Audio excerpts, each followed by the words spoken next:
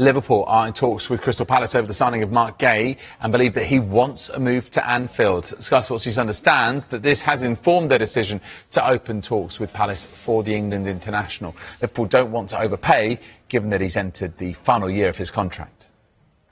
We know last summer there was talk of him being valued at around £70 million.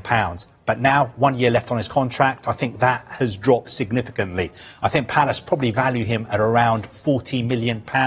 Liverpool probably trying to get him for around £30 or £35 million. I think it would be a very, very good move for the player himself. No disrespect to Crystal Palace, of course. He's done a fantastic job at Crystal Palace, won 2 major trophies as well. But I think when Liverpool come calling, especially the present Liverpool side, it's very, very difficult for a player to say no.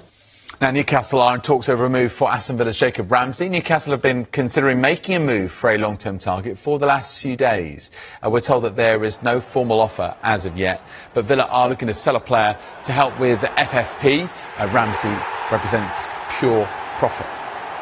Tottenham midfielder Yves Bissouma has been dropped from the squad to face Paris Saint-Germain in the UEFA Super Cup because of persistent lateness. A 22-man squad, which included Bissouma, was submitted, but Thomas Frank has punished the midfielder for being repeatedly late. Bissouma has not travelled with the team because of disciplinary reasons.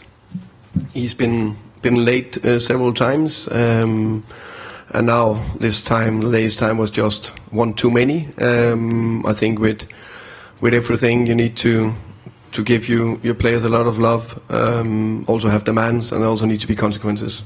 And this time there was a consequence for that. What does Bissouma have to do from this point on to build bridges with yourself and the squad? For me, there's been, how can I say, there's been a consequence, and that's for this trip, and then I follow up when I come home on that. And I park it now because there's a relatively important game for tomorrow. Berries has been linked with a move to Arsenal and Tottenham. His release clause is worth around £68 million.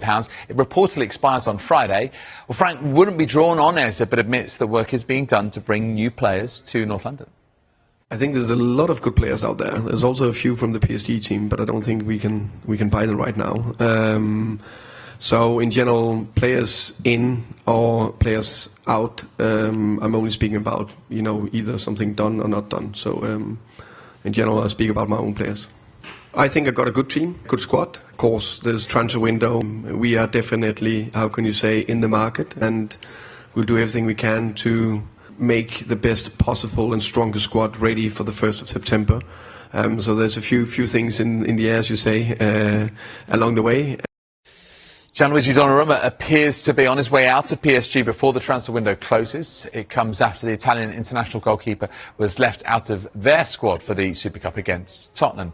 Well, Donnarumma had this to say on Instagram: "Unfortunately, someone has decided that I can no longer be part of the group and contribute to the team's success. I am disappointed and disheartened. I hope to have the opportunity to look the fans at the Parc des Princes in the eyes once more time and say goodbye, as it should be done.